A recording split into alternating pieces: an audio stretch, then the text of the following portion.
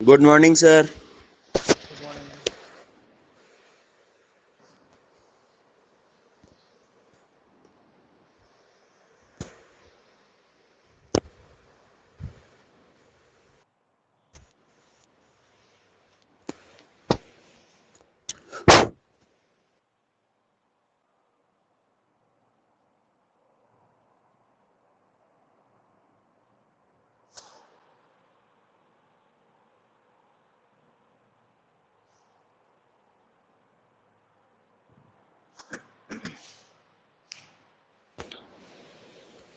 Good morning sir.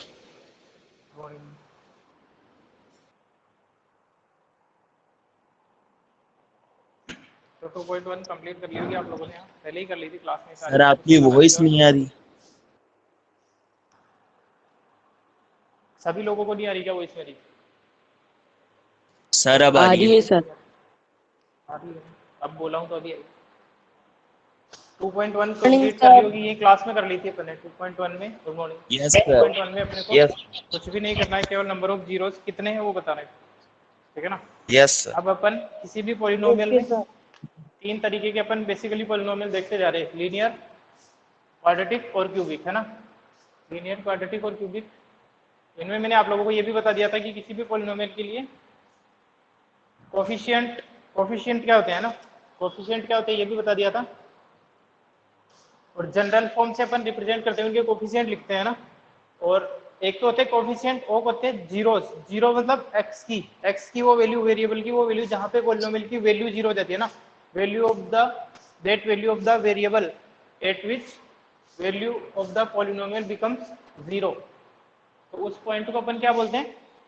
Zero of the polynomial बोलते हैं। उस वेरिएबल की वैल्यू को अपन जीरो ऑफ द पॉलिनोमियल बोलते हैं। क्वाड्रेटिक के केस में मैक्सिमम 2 हो सकती है, क्यूबिक के केस में मैक्सिमम 3 हो सकती है, मिनिमम 1 होगी। कल अपन ने देखा था कि क्यूबिक के केस में 0 पॉलिनोमियल नहीं हो सकते, है ना। और लीनियर के केस में एक ही होगी, हाँ, या तो और हमेशा एक होगा ही, लीनियर पॉलिनोमियल का जीरो हमेशा एक होगा ही, कुछ ना कुछ जीरो निकलेगा ही। और तो आज अपन देखेंगे कोफिशिएंट और जीरोज में भी आपस में कुछ रिलेशन हो सकता है क्या, है ना। कोफिशिएंट और जीरोज में भी आपस में रिलेशन हो सकता है। पहले मैं आप लोगों को 3 तरीके के जो पॉलिनोमियल है, अपन जो पॉलिनोमियल पढ़ रहे हो 1 वेरिएबल वाले पढ़ रहे हैं, पहले से मैंने बता दिया था आप लोगों को ना। तो आज जो अपन वापस में आप लोगों को एक तो तीनों की लीनियर की जनरल फॉर्म पहले आप लोगों को पता है, लीनियर की जनरल फॉर्म क्या होती है और उनके कोफिशिएंट क्या है, ताकि आप लोग एक बार याद रखेंगे दिमाग में। फिर बात करेंगे इस चीज की तो पर, है ना। पहले मैं लिख देता हूँ यहाँ पे जनरल फॉर्म, जो पॉलिनोमियल है उनकी 3 तरीके की, वापस से एक बार ताकि एक जगह समराइज हो जाएगी चीजें। जनरल फॉर्म, ठीक है, यहाँ पे मैं लिखूंगा कोफिशिएंट्स,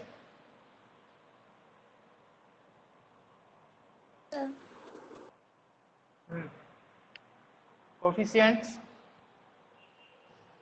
तो यहाँ पे सबसे पहले अपन लिखते हैं लीनियर पॉलिनोमियल जो होता है अपना, जो अपना लीनियर पॉलिनोमियल होता है,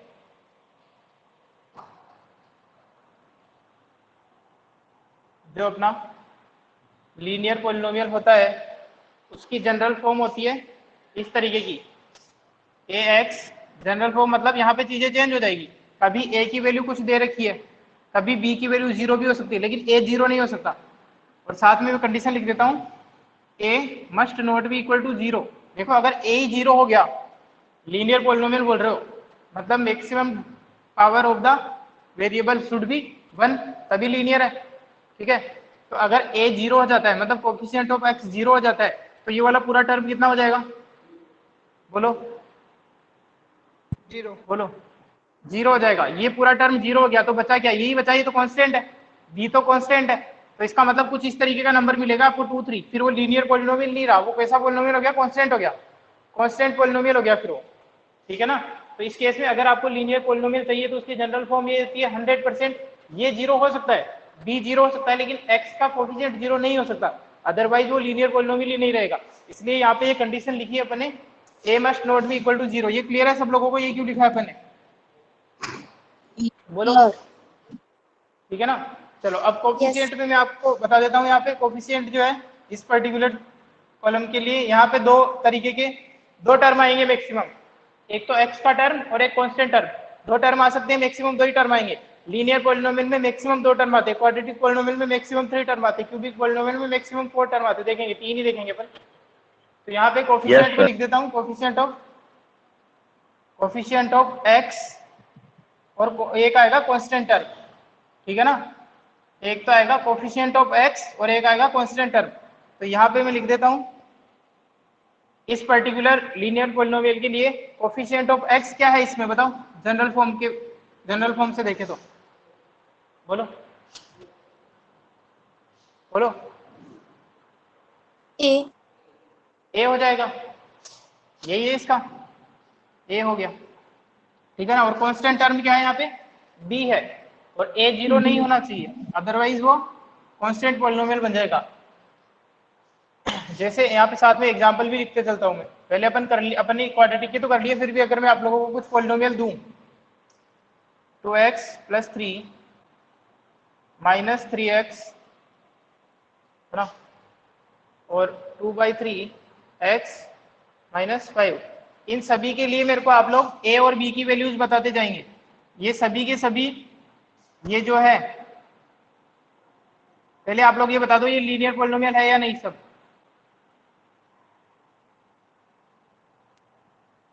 बोलो, ये जो मैंने लिखे हैं एग्जाम्पल में, ये लीनियर पॉलिनोमियल है या नहीं। सर है सर। क्योंकि यहाँ पे x की मैक्सिमम पावर जो है वो 1 है, 1 है। x की मैक्सिमम पावर 1 है तो लीनियर पॉलिनोमियल है।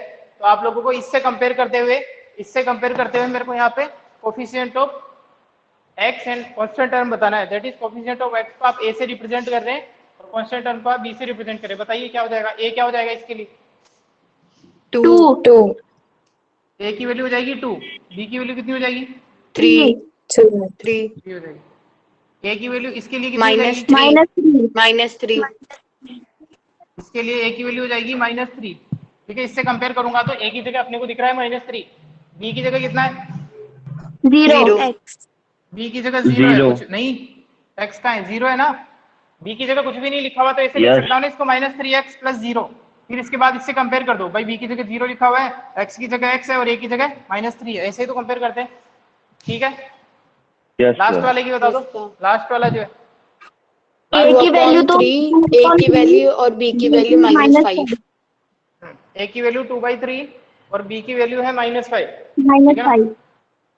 b की वैल्यू है -5। वैसे अपन समराइज करने के लिए इतना इंपॉर्टेंट है नहीं, ये कुछ बच्चों को आता होगा, अगर कुछ को नहीं आता तो यहाँ पर एग्जांपल लेके चल रहे हैं। यहाँ पे देखता हूँ मैं, इसके बाद में क्वाड्रेटिक पॉलिनोमियल, इसके बारे में तो अपन अच्छी तरीके से देख चुके हैं पहले से। क्वाड्रेटिक पॉलिनोमियल, क्वाड्रेटिक पॉलिनोमियल की जनरल फॉर्म क्या होती है, ax² + bx + c, और क्या इसमें भी a must not be equal to 0 होना चाहिए, बोलो यस सर। क्यों होना चाहिए, क्योंकि अगर यहाँ पे भी ये वाला टर्म 0 हो गया तो फिर वो कैसा पॉलिनोमियल बन जाएगा, बोलो, ये जो बचा हुआ है लीनियर बन जाएगा फिर ये। तो अगर इसको क्वाड्रेटिक होना तो ये 0 नहीं हो सकता, ये भी 0 हो सकता है, ये भी 0 हो सकता है, लेकिन ये वाला टर्म 0 नहीं हो सकता, क्योंकि x² मैक्सिमम पावर है, तभी आप उसको क्वाड्रेटिक पॉलिनोमियल बोल रहे हो, अदरवाइज नहीं बोलोगे फिर, है ना।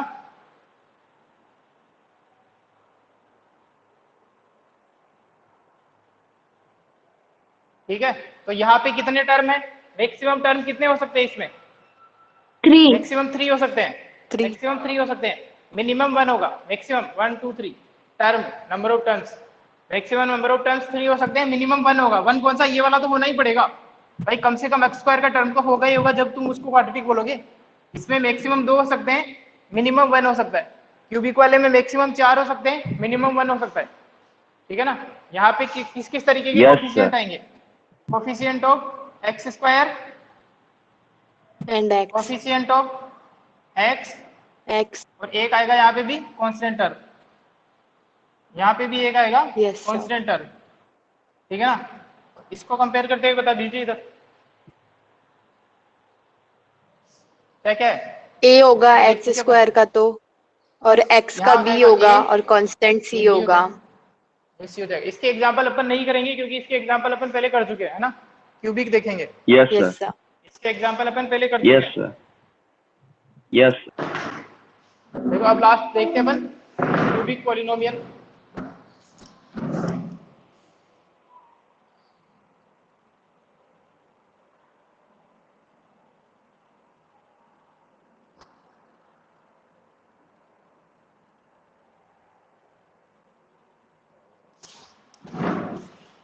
क्यूबिक पॉलिनोमियल की जनरल फॉर्म आप लोगों को आइडिया लग रहा होगा, a x cube b x square c x plus d. ठीक है ना। यहाँ पे कितने टर्म है? 4 टर्म है। किस किसके कोफिशिएंट हो गए? एक्स क्यूब का कोफिशिएंट होगा, एक्स स्क्वायर का कोफिशिएंट होगा, ठीक है ना, एक्स का कोफिशिएंट होगा, और एक लास्ट में कांस्टेंट टर्म होगा। ठीक है। एक्स क्यूब का कोफिशिएंट ए, ये बी, ये सी और ये डी। इसका एक एग्जांपल अगर आप लोगों के सामने लिखूं तो आप लोग इजीली बता सकते हो, कोई प्रॉब्लम वाली बात है नहीं। एक एग्जांपल है इसका x cube minus 3x plus 2, है ना। और एक और एग्जांपल लिख देता हूं यहाँ पे, minus x cube minus 3x square plus 2। बताइए, दो एग्जांपल मैंने क्यूबिक पॉलिनोमियल के यहाँ पे लिखे हैं, आप लोगों को एबीसीडी की वैल्यूज बतानी है इनके लिए। इस पॉलिनोमियल के लिए एबीसीडी की वैल्यूज क्या है? 1, सर ए की तो 1, बी की -3 और सी की C प्लस की 2। 2 ध्यान से देखो, ए है coefficient of x cube 1, b है कोफिशिएंट ऑफ 1, एक्स स्क्वायर। इसमें एक्स स्क्वायर का टर्म है या नहीं? -3, इसमें एक्स स्क्वायर 0, का टर्म एक्स स्क्वायर का जीरो टर्म हो ही नहीं जाएगा, है। है ही नहीं है ना इसमें। सी मतलब -3, बी मतलब और सी हो जाएगा। -3। बताओ लास्ट, इसके लिए बताइए। सर बी 0 कितना है? सर देखो ए यहाँ पे -1, बी एक मिनट रुको, -3, सी 0 एक मिनट और रुको। D plus 2। इधर देखो, यहाँ पे एक्स स्क्वायर का कोफिशिएंट है बी, लेकिन इस वाले टर्म में एक्स स्क्वायर का कोफिशिएंट ही गायब है ना। एक्स स्क्वायर का टर्म ही नहीं है इसमें। इसका मतलब उसका कोफिशिएंट 0 हो जाएगा। जो टर्म एब्सेंट होती है उसका कोफिशिएंट 0 होता है।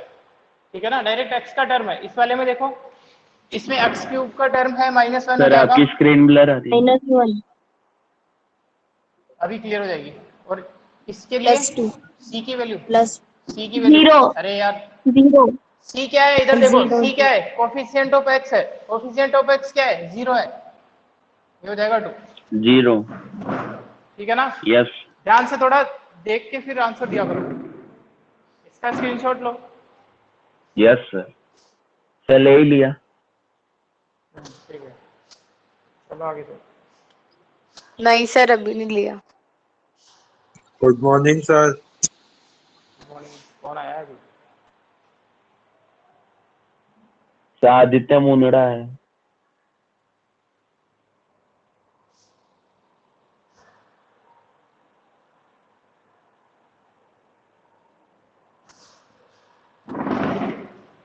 सर आपकी वॉइस ही नहीं आ रही। अरे अभी बोल ही नहीं रहा हूँ कुछ, कैसे वॉइस आएगी? अच्छा। बोलूंगा तब वॉइस आएगी ना।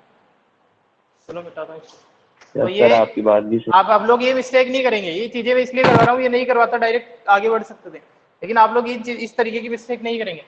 डायरेक्ट ऑर्डर देखते ही नहीं बताना है अपने को। ठीक है, पहले उसको अरेंज करेंगे descending order of the power of the variable. ठीक है ना। उसके बाद में आप कंपेयर करना स्टार्ट करेंगे, और उसमें भी ये ध्यान रखेंगे कि कोई टर्म एब्सेंट तो नहीं है। जब पहले से ही आप ए की वैल्यू ये बता दो, बी की वैल्यू बता दो, इसको देखो तो सही एक बार। ये एक्स का टर्म है, एक्स का जो टर्म होता है उसको आप सी से रिप्रेजेंट करते हैं। ठीक है, इस तरीके की मिस्टेक नहीं करे, इसलिए अपन ये एग्जाम्पल करे हैं। सर हाँ बोलो। Sir 7x square minus 3x to the power 4 plus x to the power 6 upon x square की डिग्री क्या होगी? हाँ बताओ। 7x square minus 3x to the power 3x to the power 4 आगे plus x to the power 6 upon x x to the square. power अपॉन x square.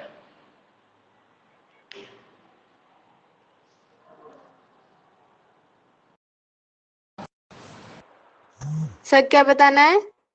एक minute रुको तुम लोग।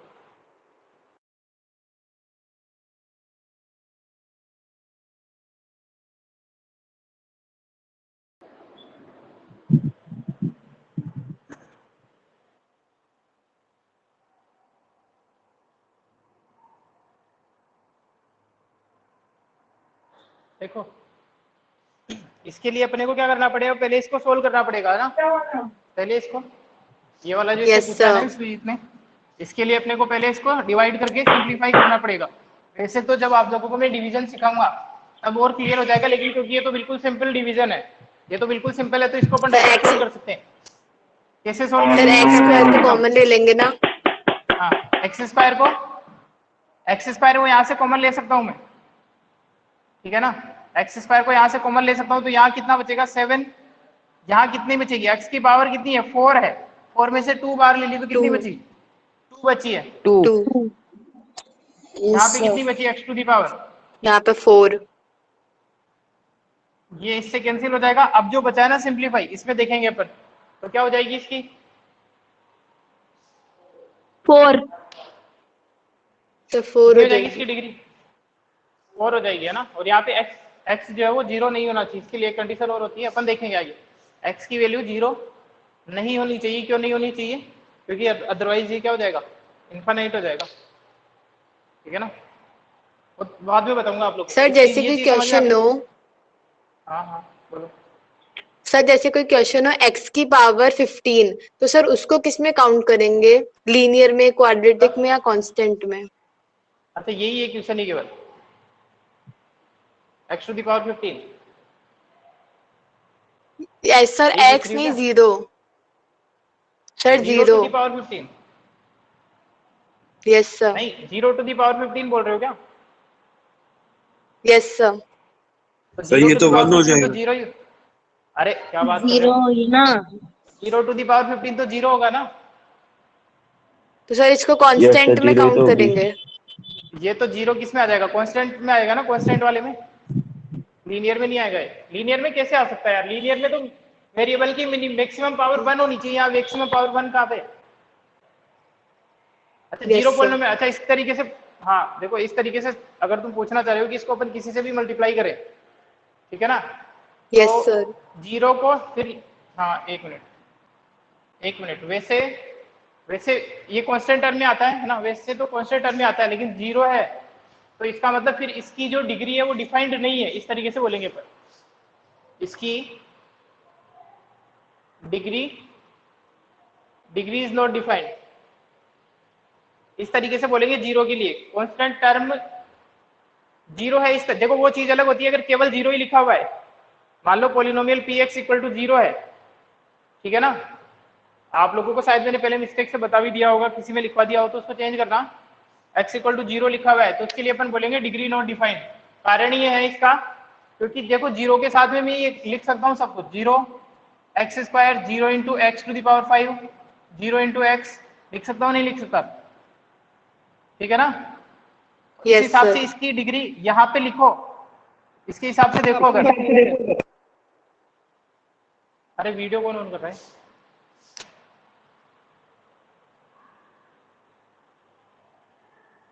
सर किसी के पापा दिखते हैं। देखो इधर देखो, सर एक ही क्लास में वर्चुअल कौन? तो वो बाद में देखेंगे, पहले क्लास देखते हैं फिर बाद में मैं टैकल करूंगा। तो x अगर 0 है तो उसके लिए अपन बोलेंगे डिग्री नॉट डिफाइंड, है ना, सिंपल है, ये इतना सा ध्यान रख लेना। आगे देखते हैं। अच्छा ये वाला क्लियर हो गया, इसकी डिग्री कितनी हो जाएगी फिर 4 हो जाएगी. 4. अच्छा आप लोगों की नाइन्थ क्लास में आप लोगों की रिमाइंडर थ्योरम थी। रिमाइंडर थ्योरम क्या होती है, रिमाइंडर थ्योरम किसी को पता है? नाइन्थ क्लास का कंसेप्ट, इसको पूरा नहीं पढ़ेंगे, मैं थोड़ा बेसिक आइडिया ही दूंगा अगर दूंगा तो भी। रिमाइंडर थ्योरम, और ये भी अपने, अगर आप लोगों को अभी पता है तो इससे बेसिस चीज अपन आज पढ़ेंगे, अदरवाइज ये कल पढ़ेंगे टॉपिक, क्योंकि इसको स्टार्टिंग से डिस्कस करना है। मैं आपको डायरेक्ट 0 में रिलेशन लिखवा के क्वेश्चन करवाऊंगा आपको। बताओ किसी को पता है रिमाइंडर थ्योरम? नाइन्थ क्लास में थी आप लोगों के, थी या नहीं थी, पहले तो ये बताओ। रिमाइंडर थी तो थ्योरम, सही। थी सर। Reminder theorem of sir polynomial थी थी ना? तो सही।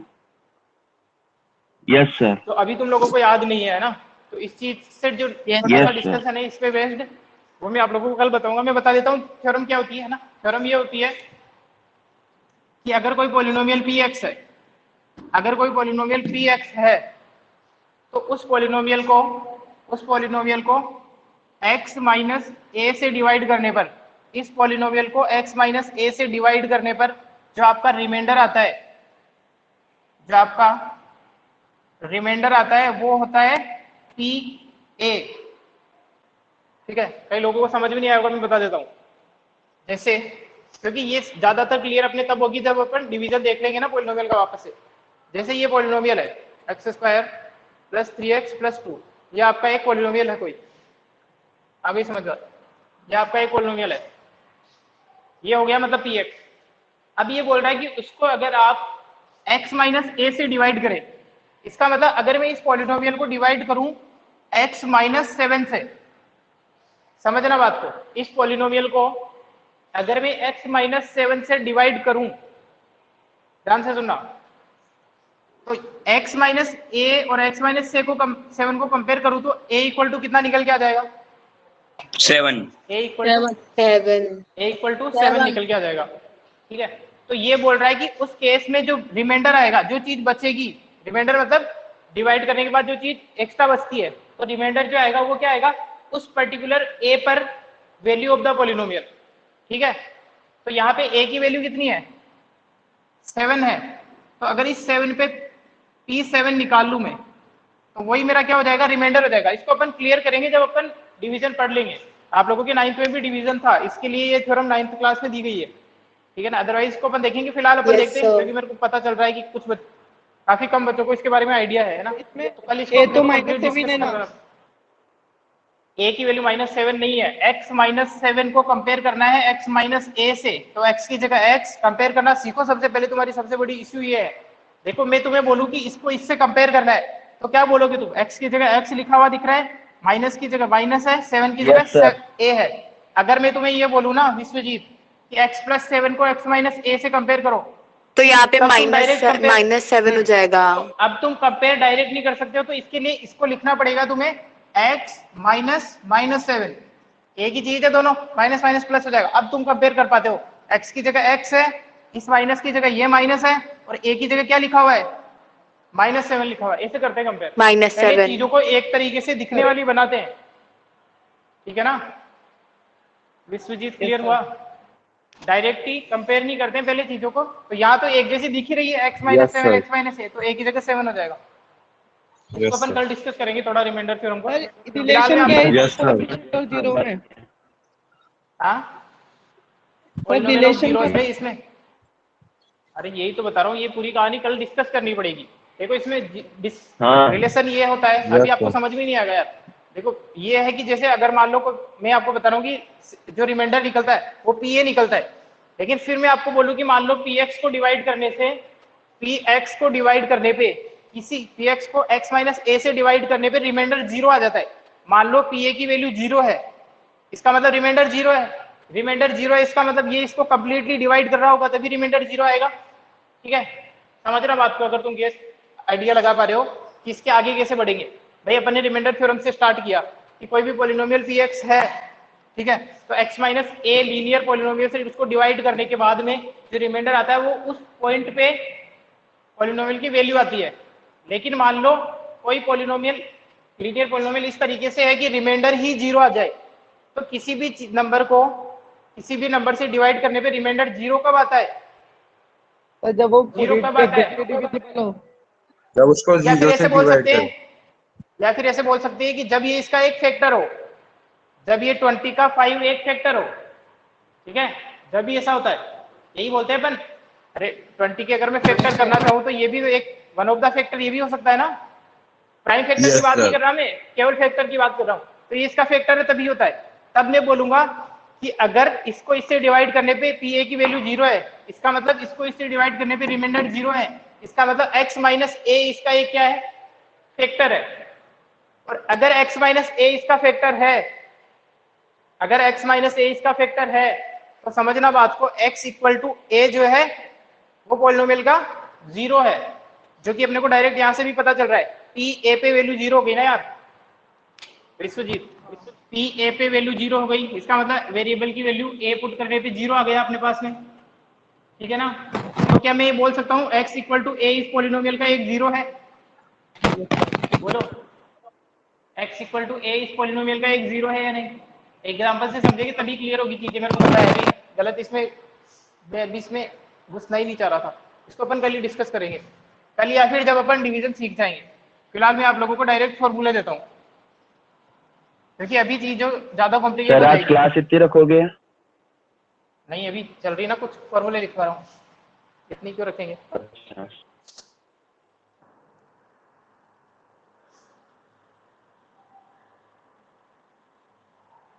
देखो अच्छा एक और चीज समझो, पहले मैं तुम्हारी कुछ चीजें समझा देता हूँ। जैसे ये पॉलिनोमियल है, थोड़ा ध्यान से समझने की कोशिश करना, bx प्लस c, मान लो ये पॉलिनोमियल है अपना, है ना। इसमें मान लो कि इसके कितने जीरो हो सकते हैं? तो मैक्सिमम दो जीरो भी जीरो हो सकते हैं मैक्सिमम, है ना। हाँ दो मैक्सिमम, दो हो सकते हैं ना।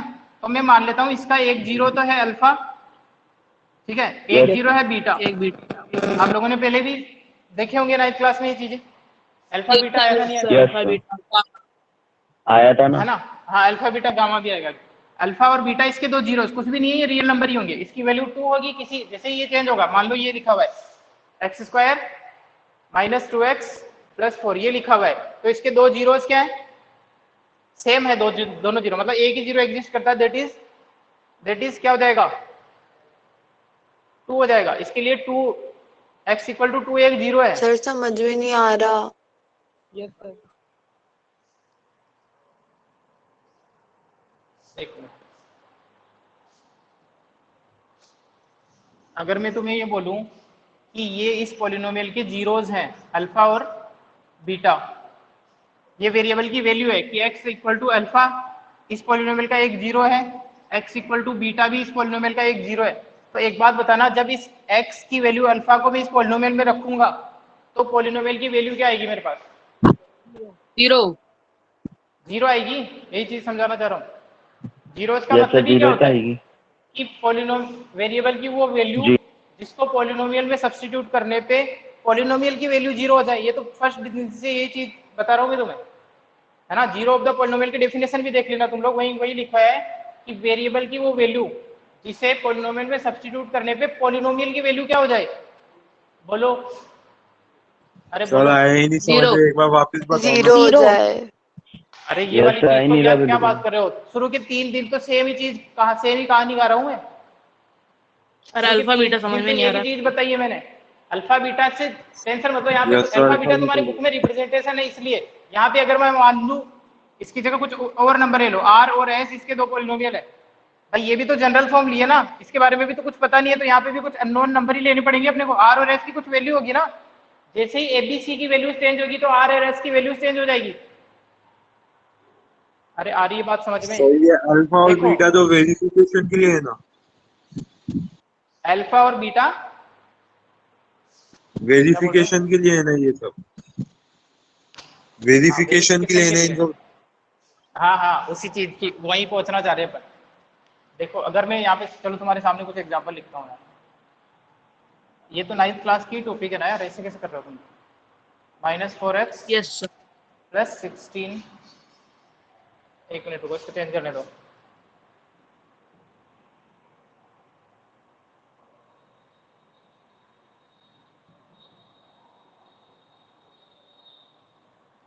यहाँ पे लिख दिए चलो, है ना। दो एग्जांपल मैंने लिखे हैं, अभी आ जाएगा, क्लियर हो जाएगा। इनमें मेरे को एबीसी की वैल्यू बताओ पहले तो आप बोलो, ए इक्वल एबीसी की 1 वैल्यूज बताओ जल्दी। सर ए आगे तो हो फिर- जाएगा 1, बी हो जाएगा -11 और सी हो जाएगा 24। इसके 24। लिए एबीसी की वैल्यूज बताओ। ए इक्वल 1 सर ए हो जाएगा 1, -4 बी हो जाएगा -4 और सी हो जाएगा 16। 16। ये हो जाएगा 1, ठीक है ना। ये समझ में आ गई बात। तो यहाँ पे इसके लिए जीरोज अगर मैं निकालना चाहूँ, इसके लिए मैं क्या निकालना चाह रहा हूँ, जीरोज। जीरोज मतलब x की वो वैल्यू जहाँ पे पॉलिनोमियल की वैल्यू क्या हो जाती है, बोलो, 0 हो जाती है। जीरो हो जाती है। तो इसके जो दो पॉलिनोमियल है, इसके जो दो जीरोज है, वो है x इक्वल टू 3 और x इक्वल टू 8। ये तुम लोग निकाल लोगे, है ना? कैसे निकालते हैं इसको, जीरो की इक्वल पुट करके Yes, निकाल sir. लेना। और दोनों पे तुम डायरेक्ट Yes, चेक करना sir. चाह रहे हो तो X. चेक करके देख लो। यहाँ पे 3 की वैल्यू रख के देख लो, ये 3 की वैल्यू यहाँ पे रखेंगे तो 9, यहाँ पे रखेंगे तो 33 और यहाँ पे प्लस 24। देखो कितना आ रहा है, कितना आ यस रहा सर है, 0 जीरो आ जाएगा। इसी Sir, तरीके 0 से आ इसको रहा भी है। रख के चेक कर सकते हो, 8 को भी रख के इसमें चेक कर सकते हो, जीरो आ जाएगा। तो इसका मतलब x इक्वल टू 3 और x इक्वल टू 8 इस पॉलिनोमियल के जीरो है या नहीं, बताओ, बोलो यार। सर। है सर। ठीक है, इसी Yes, sir. तरीके से इस पॉलिनोमियल के जो जीरो है ना, जीरो या जीरो, ये पॉलिनोमियल की वैल्यू केवल एक पॉइंट पे जीरो हो रही है, और वो पॉइंट है आपका, वो पॉइंट है आपका x equal to 4। x equal to 4 रख के देखो इसमें 16, सॉरी x इक्वल टू 4 नहीं, यहाँ पे चेक करो। सर 16 आएगा ना अब ऐसे तो। देखो x इक्वल, अब देखो, अब ठीक है, अब ठीक है, x square minus 8x plus 16। अब देखो x इक्वल टू 4 पे इसकी वैल्यू जीरो हो रही है, 8 कर दिया है यहाँ पे, यस मैंने सर, चेंज किया इसको, हो गया सर, हो रहा है जीरो, हो गया sir. x Yes, equal sir, to 4 पे जीरो जीरो है। आ गया। ठीक है, तो अब मैं ये बोलना चाह रहा हूँ तुम्हें कि भाई मान लो इसके लिए मेरे को पता नहीं है ना यार, एबीसी की वैल्यू पता नहीं है, तो मैं डायरेक्ट देखो यहाँ पे मेरे को एबीसी की वैल्यूज पता थी, ठीक है, कुछ फिक्स नंबर पता है, तो मैं इसको डायरेक्ट जीरो के इक्वल रखता हूँ और जीरोज निकाल लेता हूँ। लेकिन यहाँ पे मेरे को एबीसी की वैल्यू पता नहीं, यहाँ पे भी पता है तो डायरेक्ट निकाल लेता हूँ। तो जैसे अपन ने एबीसी कोफिशिएंट माने हैं अपनी तरफ से, उसी तरीके से अपन कोई दो रियल नंबर मान लेते हैं, अल्फा बीटा वेरिएबल है ये भी, क्योंकि यहाँ पे ये सब कुछ वेरिएबल है, तो ये अल्फा और बीटा भी कोई नंबर है। इसी तरीके से समझ रहे हो बात को, तो यहाँ पे अल्फा और बीटा ही लिखने की आदत डालो तुम लोग कि ये इसके दो जीरोज है। तो आप बताना मेरे को कि जैसे ही एबीसी की वैल्यू चेंज हुई, तो पहला जीरो है x इक्वल टू 3 और दूसरा जीरो है x इक्वल टू 8, इसके लिए दोनों की वैल्यू इक्वल है, या फिर बोलूं कि जो दो दो जीरो आते हैं वो दोनों के दोनों 4 ही है, मतलब एक नंबर आया है 4, ठीक है, एक ही नंबर आया 4। तो एक बात बताना, अगर इन दोनों को कंपेयर करें, इन दोनों सिचुएशन को, तो आप लोगों ने इस चीज को तो कंपेयर कर लिया, तो एबीसी की वैल्यू बता दी। अब इन दोनों चीजों को भी कंपेयर करो, तो क्या अल्फा और बीटा की वैल्यू बता सकते हो मेरे को इसके लिए? यस सर, अल्फा भी हो 3 गए और होंगे। Beta 8। Very good, alpha equal to, कोई भी, इसको अल्फा मान लो, इसको बीटा मान लो, इसको अल्फा मानो तो इसको बीटा मान लो, उससे फर्क नहीं पड़ता, ठीक है ना? आ रही है बात समझ में थोड़ी थोड़ी, सर बोलो। तो अल्फा की वैल्यू 3 हो गई, बीटा की वैल्यू 8 हो गई। भाई जैसे आपने कोफिशिएंट माने हैं, उसी तरीके से जीरोस भी मान लो ना, ताकि अपन कंपेयर कर लेंगे। फिर भाई एक जीरो को मैं अल्फा बोल देता हूँ, दूसरे को बीटा बोल देता हूँ, भाई इसके लिए दो जीरो आ रहे हैं, तो अल्फा इक्वल टू 3 है, बीटा इक्वल टू 8 है, ऐसा कोई रूल भी नहीं है, इसको अल्फा बोलना चाह रहे हो इसको अल्फा बोल दो, क्योंकि ये तो रियल नंबर ही है अपने। और क्या इस वाले के लिए मैं ऐसे बोल सकता हूँ कि इसके लिए दो अलग अलग जीरो एग्जिस्ट नहीं करते, इसके लिए दो अलग अलग जीरो एग्जिस्ट नहीं कर सकते, इसके लिए अल्फा और बीटा जो है वो दोनों एक ही चीज है, और वो दोनों की दोनों क्या है, 4 है। ये बात समझ में आ रही है तुम लोगों को? यस बोलो। सर। ये चीज समझना इंपॉर्टेंट है, ठीक है भाई। किसी भी पॉलिनोमियल के लिए अगर आप दो जीरो मान लेते हो, अल्फा बीटा मतलब कोई भी दो नंबर है, इसका मतलब ये मान लो कि इस अल्फा की वैल्यू को, इसके लिए क्या बोलता था भाई, 3 की वैल्यू को तुम इसमें रख के देख रहे हो, तो इसकी वैल्यू क्या आ रही है, बोलो बोलो बोलो 0 बोलो। सर 0 आ रही है। इस x इक्वल टू 4 को यहाँ पे सर, रख रहे हो, 0 तो आ इस रही है। पॉलिनोमियल की वैल्यू क्या आ रही है, 0 0 बोलो 0 आ रही है। तो एक बात बताना, जब मैं तुम्हें बोल रहा हूँ कि x इक्वल टू अल्फा और x इक्वल टू बीटा इस पॉलिनोमियल के जीरोज हैं, तो एक बात बताओ, इसकी वैल्यू कितनी आएगी? 0 सुनो तो सही, लिखने दो पहले। सर ये 0। क्या कर दिया मैंने, ये क्या किया, क्या है मैंने,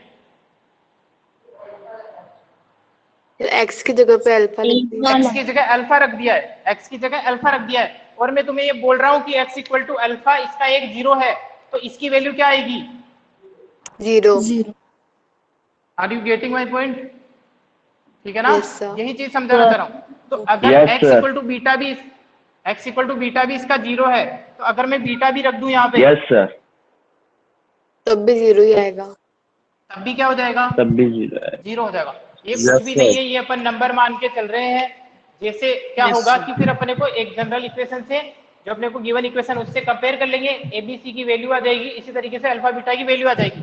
अब इनमें क्या होता है, जब अपन आगे देखेंगे ना, तो भाई अल्फा बीटा क्या है, इस पॉलिनोमियल के जीरोस है, जिसकी वैल्यू अपने को यहाँ मिल जाती है कि यहाँ अल्फा की वैल्यू 3 है, बीटा की वैल्यू 8 है।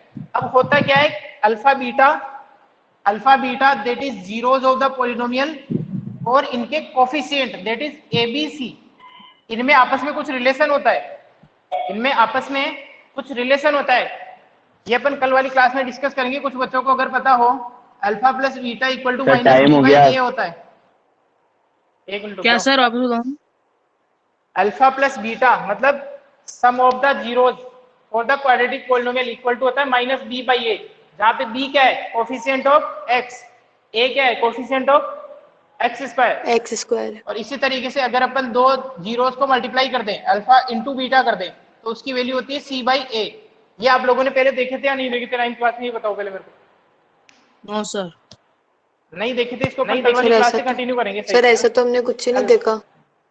हाँ कोई बात सर नहीं। अल्फा बीटा तो भी ये साल first time आएंगे आया। हमारा टूर्नामेंट। थैंक यू क्या हो सर। गया? क्या बोल रहे हो? अल्फा बीटा भी ट्रिग्नोमेट्री में साल आएंगे। हाँ अरे अल्फा बीटा से क्या डरना, ये तो नंबर ही है कुछ। इसकी जगह मैं तुम्हारे को लिखवाने में तो ये भी बोल सकता हूँ कि अल्फा की जगह तुम आर यूज कर लो, बीटा की जगह एस यूज कर लो, लेकिन कब तक इस चीज को करते जाओगे? तो चीज बुक में ही है, बोर्ड में भी क्वेश्चन आएंगे अल्फा बीटा आएंगे, तो उसी की भी डालेंगे पर। ठीक है ना? सर एक्स की जगह कोई सा भी नंबर यूज कर सकते हैं? एक्स की जगह कोई सा भी नंबर कैसे यूज कर सकते हो यार, ऐसी बात कर रहे हो? एक्स की जगह कोई भी नंबर कैसे यूज करोगे? एक्स वेरिएबल है। क्या बोलना चाह रहे हो? एबीसी की जगह रखना है। एबीसी मतलब किस तरीके से, समझाओ पहले मेरे को। Question सर क्या है ये नंबर बताओ। किस पे रखना है? एबीसी पे रखना है, एक्स पे रखना है? अच्छा, जैसे ही एबीसी की वैल्यू चेंज होती है तो अपना पॉलिनोमियल चेंज होते जाते हैं, ये पूछना चाह रहे हो? तो ये एबीसी जो है ये चेंज होते जाते हैं, अपना पॉलिनोमियल चेंज हो जाते हैं। नंबर किस पे रखना है जो तुम बोल रहे हो, एक्स की वैल्यू कहाँ पे रखनी है, ये बोल रहे हो क्या? Yes sir. देवांश, एक्स की जगह रखनी है ऑब्वियसली, एक्स की जगह रखनी है ना, स्टार्टिंग से बता रहा हूँ ये चीज तो है। Okay sir. चलो अभी के लिए इसको एंड करते हैं, कल से Thank कंटिन्यू you, करेंगे, sir. ताकि एक बार मेरे को आइडिया लगाए कि आप लोगों के 9th class, Thank you, sir. RBSC में क्या होता है। हाँ ठीक है, आरबीएससी में क्या होता है, ये वाली चीजें 9th क्लास में होती है ना, श्रीधराचार्य मेथड भी होता है। तो यस सर। अपन फिर स्टार्ट थोड़ा लंबा चलेगा, फिर इसका मतलब ये वाला चैप्टर यस थोड़ा करेंगे इसको स्टार्टिंग से, रिमाइंडर थ्योरम से ही कंटिन्यू करेंगे इसके बाद। Okay sir, thank you sir. ठीक है।